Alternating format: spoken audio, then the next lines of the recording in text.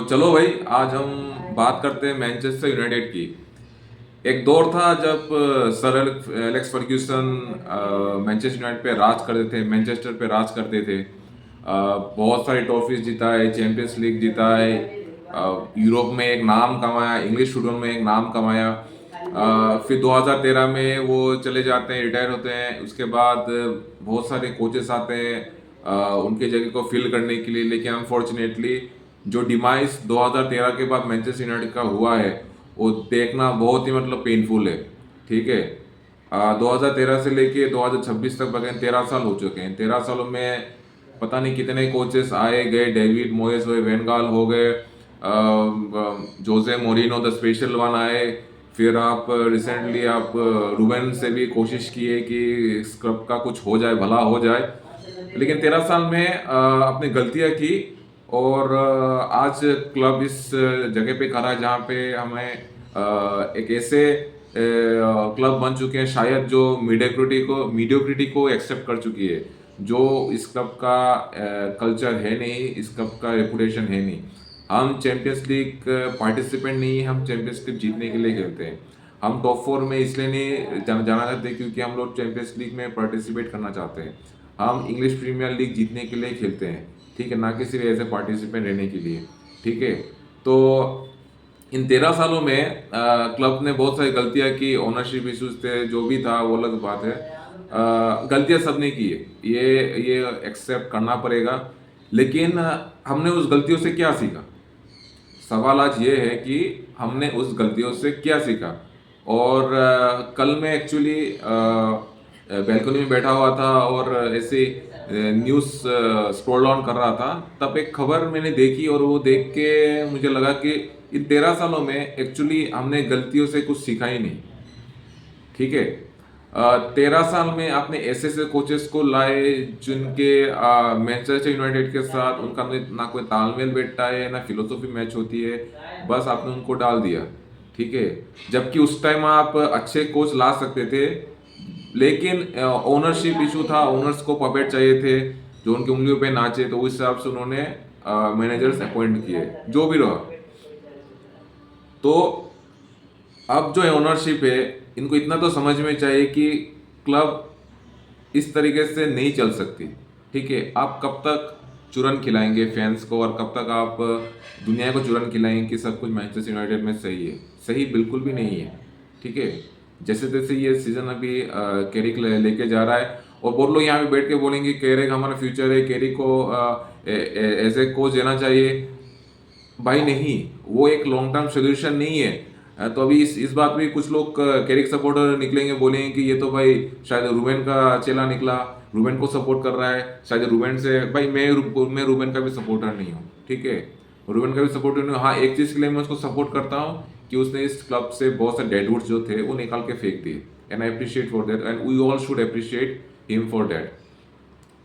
तो कल जब मैंने खबर पढ़ी कि लिवरपूल और चेल्सी जाबी अलोंसो जैसे मैनेजर के साथ लिंक्ड है, तो हमें लगा कि यार वो एक नेक्स्ट स्टेप के लिए अपना लाइक क्लब को बढ़ा रहे हैं, नेक्स्ट स्टेप के लिए सोच रहे हैं। करंटली आप चेल्सी और लिवरपूल का फॉर्म देखेंगे तो कुछ अच्छा खासा है नहीं। तो वो कुछ सोच रहे हैं क्लब के लिए। और नीचे मैंने खबर देखी कि मैनचेस्टर यूनाइटेड किसको लाना चाहते हैं। तो आया कौन? Gareth Southgate. गैरेथ साउथगेट भाई साहब कौन है?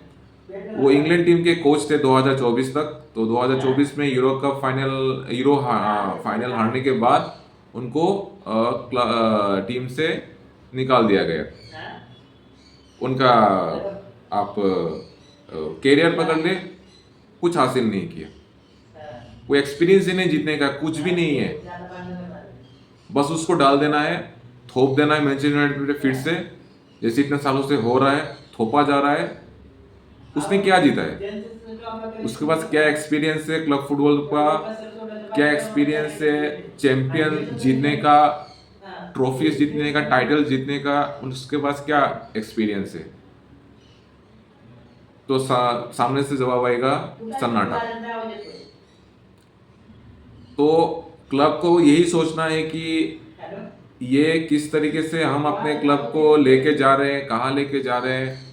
बहुत डिसअपॉइंट हुआ मैं कल का ये न्यूज़ देख के कि हम आज भी एग्रेसिवली उस चीज़ को अप्रोच नहीं कर रहे, एग्रेसिवली उस चीज़ को हम लोग अप्रोच नहीं कर रहे, ना प्लेयर्स को हम लोग सही से साइन कर पा रहे हैं, ना हम लोग कोच उस तरीके से लेके आ पा रहे हैं।